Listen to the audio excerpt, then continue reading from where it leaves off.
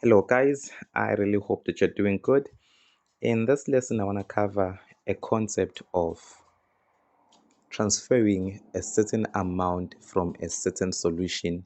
So say for example, we have a prepared solution and then I'm taking a quarter of that solution, transferring it to a different container, or I'm transferring that quarter or that portion of a solution so that another reaction can take place somewhere else. You understand? So now there is something happening here that we need to understand in as far as the transfer of amounts from an initial full amount, and then we just take a portion of it.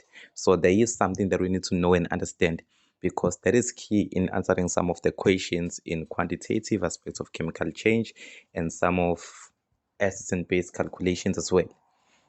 Now let us come back and say you might be required to calculate a transferred amount of moles or the transferred amount of mass.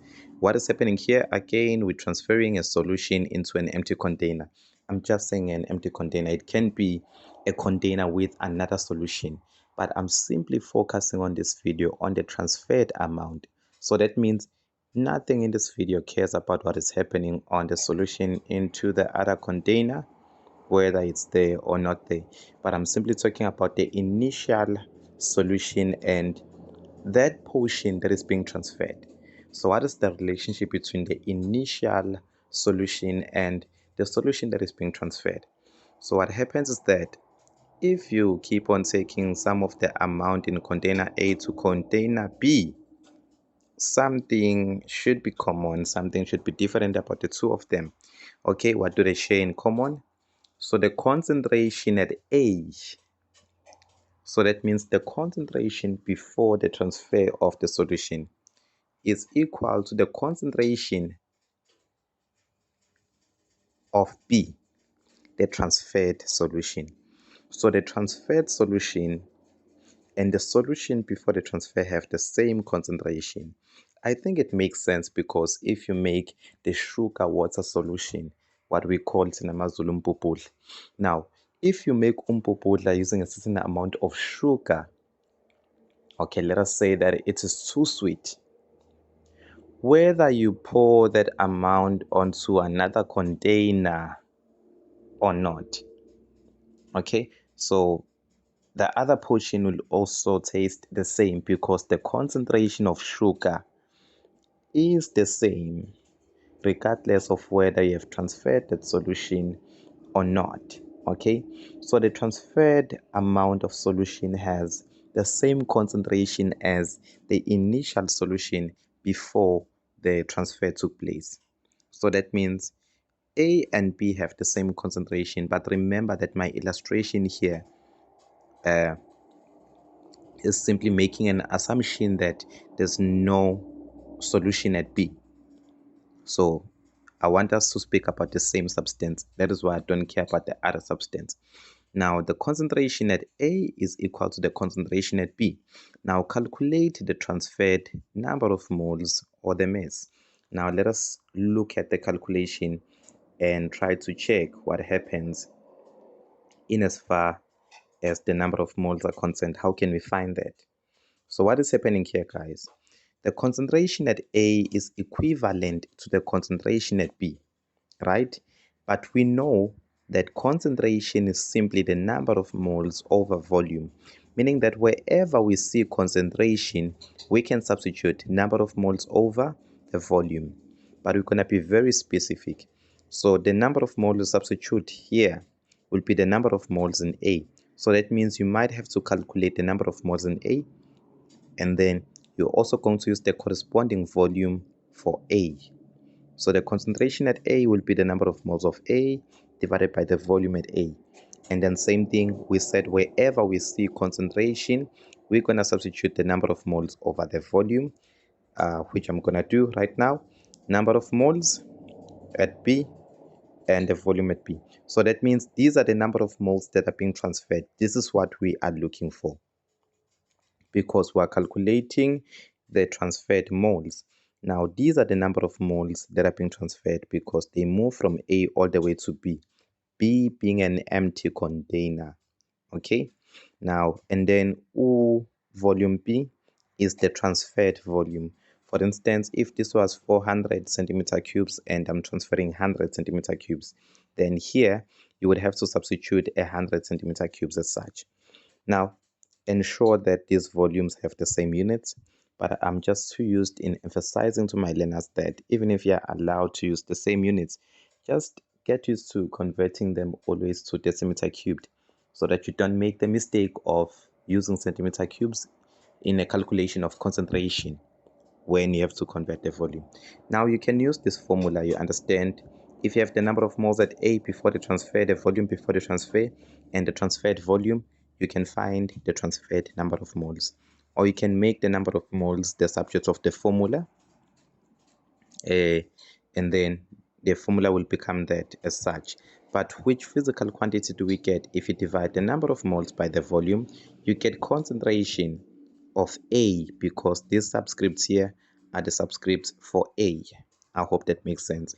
Oh wow, we can see that in this formula, to find the number of moles of B, we can use the number of moles of the concentration of A. But we did also mention that before we even began, we said the concentration that is here should be the same as the concentration that is there. Okay, so these are the formulas that you can use. You can use this formula, you can use that formula, you can use this formula, and this is key to understanding what is happening here. In a similar way, guys, once you have the number of moles that are being transferred, you can use number of moles equals to mass over molar mass, and then you're going to find the corresponding mass that is being transferred. And then in the same way, you can try to figure out the mass transferred using concentration before the transfer equals to the concentration that is being transferred. Remember, whatever is on the right hand side is being transferred, on the left hand side it's before the transfer. And then you substitute the mass over molar mass times volume for concentration A, and then for concentration B, as we did with the number of moles.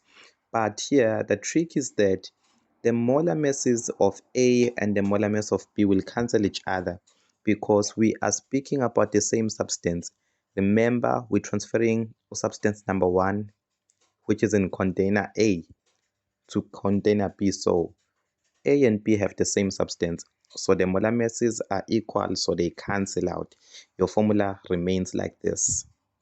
Okay, mass of A over the volume of A before the transfer, the mass that is being transferred over the volume that is being transferred. And then you can solve for the mass that is being transferred, and your formula becomes that. Now, I want to cover something. Now, let us use that interpretation. So we are told here that learners prepare a solution by dissolving 2 grams of pure sodium hydroxide crystals in water, which is 250 centimeter cubes. But something is happening here. They said, I'm just skipping the reading of questions and statements. They said the excess hydrochloric acid with 25 centimeter cubes neutralizes the 25 centimeter cubes.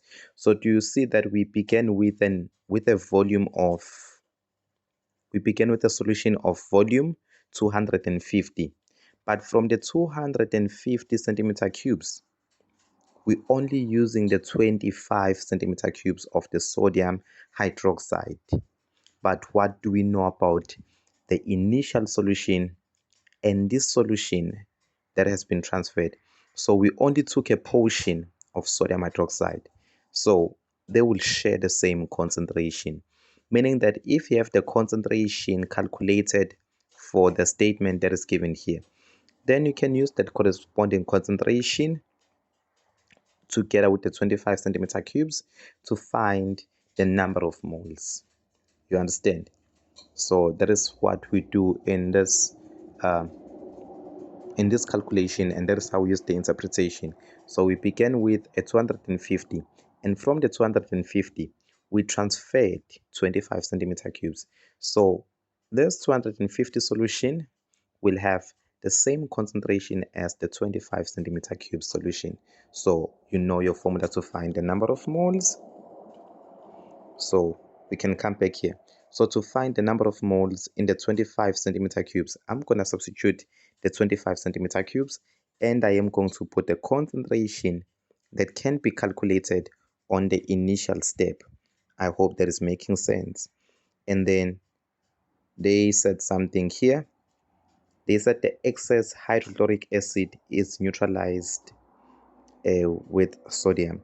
So that means this is our first reaction, and the excess hydrochloric acid is neutralizing with sodium hydroxide. That means this hydrochloric acid again and this hydrochloric acid again share the same concentration, because the excess amount from this initial hydrochloric acid was transferred to reaction number 2. So remember that if a certain amount of a solution is being transferred, then the concentrations are the same.